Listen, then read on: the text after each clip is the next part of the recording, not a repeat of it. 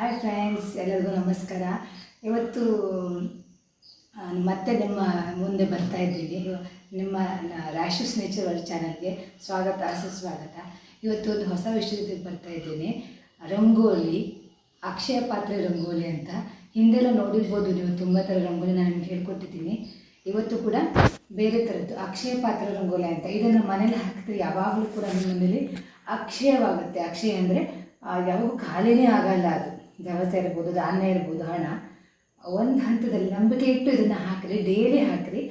ಇದು ಹಾಕಾದ ಮೇಲೆ ನೀವು ಒಂದು ಮಹಾಲಕ್ಷ್ಮಿ ಅಷ್ಟಕವನ್ನು ಹೇಳಿದ್ರು ನಡೆಯುತ್ತೆ. ನಮಸ್ತೆಸ್ತು ಮಹಾಮಾಯೆ ಶ್ರೀಪೀಠೇಶ್ವರ ಪೂಜಿತೆ ಶಂಖಚಕ್ರ ಗದಾ ಹಸ್ತೆ ಮಹಾಲಕ್ಷ್ಮಿ ನಮೋಸ್ತುತೆ ಅಂತ 8 ಇದ್ರದ್ದು ಸ್ತೋತ್ರ ಇದೆ. ಅದನ್ನು ನಾನು ನಿಮಗೆ ಲಾಸ್ಟ್ ಡಿಸ್ಕ್ರಿಪ್ಷನಲ್ಲಿ ಹಾಕ್ತೀನಿ.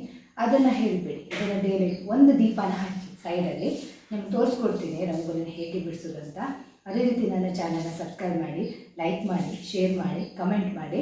ನಿಮಗೆಲ್ಲರೂ ಕೂಡ ಗೌರಿ ಗಣೇಶ ಹಬ್ಬದ ಶುಭಾಶಯಗಳು. ಫ್ರೆಂಡ್ಸ್ ನೋಡಿ, ನಾನು ಒಂದು ಕಲ್ ಮೇಲೆ ತೋರಿಸ್ತಾ ಇದ್ದೀನಿ. ಇದನ್ನು ದೇವ್ರ ಮನೆಯಲ್ಲೇ ಮಾತ್ರ ಹಾಕಬೇಕು, ಬೇರೆ ಎಲ್ಲೂ ಹಾಕಬಾರ್ದು. ಲಕ್ಷ್ಮೀ ಫೋಟೋ ಇದ್ರೆ ಹಾಕಿದ್ರೂ ಅಡ್ಡಿಲ್ಲ. ದೊಡ್ಡ ದೇವ್ರ ಮನೆ ಕಟ್ಟೆ ಮೇಲೆ ಹಾಕಿ ಮೊದಲು ಈ ಥರ ಶ್ರೀ ಅಂತ ಬರ್ಕೊಳ್ಳಿ. ನೀವು ಸಂಸ್ಕೃತದಲ್ಲಾದ್ರೂ ಬರ್ಕೊಳ್ಳಿ, ಕನ್ನಡದಲ್ಲಾದ್ರೂ ಬರ್ಕೊಳ್ಳಿ. ಯಾವುದೇ ಒಂದು ರಂಗೋಲಿ ಬಿಡಿಸ್ಬೇಕಾದ್ರೆ ಮೊದಲು ಶ್ರೀ ಅಂತ ಬರ್ಕೋಬೇಕು.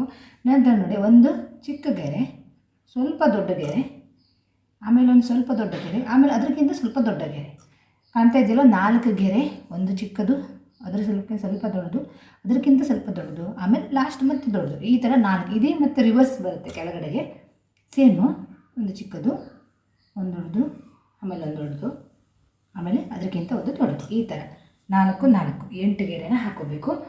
ಮೊದಲನೇದಾಗಿ ನಾವು ಮೇಲ್ಭಾಗದಿಂದ ಕೆಳಭಾಗಕ್ಕೆ ಬರಬೇಕು. ಈ ಚಿಕ್ಕ ಗೆರೆ ಮೇಲೆ 4 ಗೆರೆ ಬರುತ್ತೆ. ಮೇಲೆ ಮೇಲೆ ಗೆರೆನ ಕೆಳಗದ ಗೆರೆ ಜೊತೆ ಸೇರಿಸ್ತಾ ಬರಬೇಕಾಗತ್ತೆ. ನೋಡ್ಕೊಳ್ಳಿ, ಈ ಥರ ಹೀಗೆ ಮಧ್ಯದಲ್ಲಿ ಹೀಗೆ ಹೀಗೆ ಕನ್ಫ್ಯೂಷನ್ ಮಾಡ್ಕೋಬೇಡಿ. 4 ಗೆರೆ ಮೇಲ್ಗೆರೆನ ಮಧ್ಯದಲ್ಲಿ ಸೇರಿಸ್ತಾ ಬರಬೇಕು. ಸೇಮ್ ಅದೇ ಥರ ಈ ಕೆಳಗಿನ ಗೆರೆನ ಇದ್ರ ಮೇಲಕ್ಕೆ ಸೇರಿಸ್ತಾ ಬರಬೇಕು. ಹೀಗೆ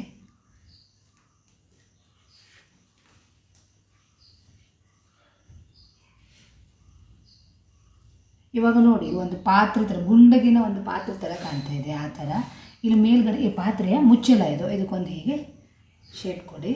ಇಲ್ಲಿ ಶ್ರೀ ಅಂತ ಬರೀರಿ, ಆಮೇಲೆ ಕೆಳಗಡೆಗೂ ಕೂಡ ಶ್ರೀ ಅಂತ ಬರೀರಿ. ಬೇಕಾದರೆ ನೀವು 4 ಸೈಡು ಕೂಡ ಶ್ರೀ ಅಂತ ಬರ್ಕೋಬೋದು. ರಂಗೋಲಿ ಇಷ್ಟೇ. ಈ ಥರ ಹೀಗೆ ಇಲ್ಲೂ ಕೂಡ ನೀವು ಈ ಥರ ಗೆರೆ ಹಾಕಿ ಶ್ರೀ ಅಂತ ಮಾಡ್ಕೋಬೋದು. ಇಲ್ಲೂ ಕೂಡ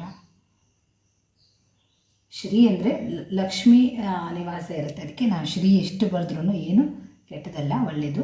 ಸೇಮ್ ಇದೇ ಥರ ಇದಕ್ಕೆಲ್ಲ ಅರಿಶಿನ ಕುಂಕುಮನ ಹಾಕಬೇಕು. ಕುಂಕುಮನ ಹಾಕಬೇಕು. ನೋಡಿ, ಫಸ್ಟು ಈ ಬೆಟ್ಟಿಂದನೇ ಅರಿಶಿನ ಕುಂಕುಮ ಹಾಕಬೇಕು ಯಾವಾಗೂ. ಇಲ್ಲಿ ನೋಡಿ, ಎಲ್ಲ ಕಡೆಗೂ ಫಸ್ಟ್ ಹಾಕ್ಕೊತ ಬನ್ನಿ.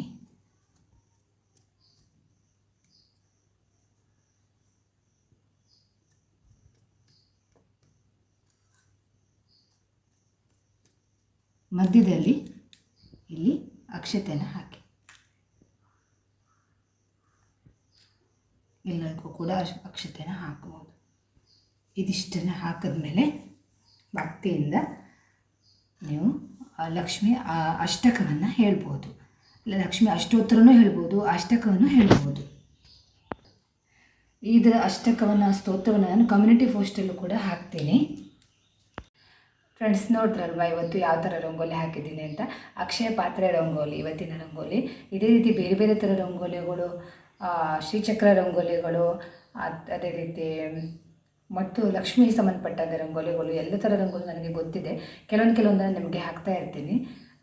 ನನ್ನ ಚಾನಲ್ನ ಸಬ್ಸ್ಕ್ರೈಬ್ ಮಾಡಿ, ಲೈಕ್ ಮಾಡಿ, ಮತ್ತು ಶೇರ್ ಮಾಡಿ, ಕಮೆಂಟ್ ಮಾಡಿ. ನನ್ನ ರಂಗನವರಿಸುವ ರಂಗೋಲಿ 4K ಆಗಿದೆ. 4,000 ಜನ ವೀಕ್ಷಿಸಿದ್ದಾರೆ.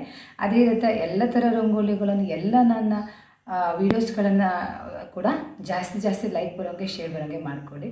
ತುಂಬ ಥ್ಯಾಂಕ್ಸ್ ಫ್ರೆಂಡ್ಸ್.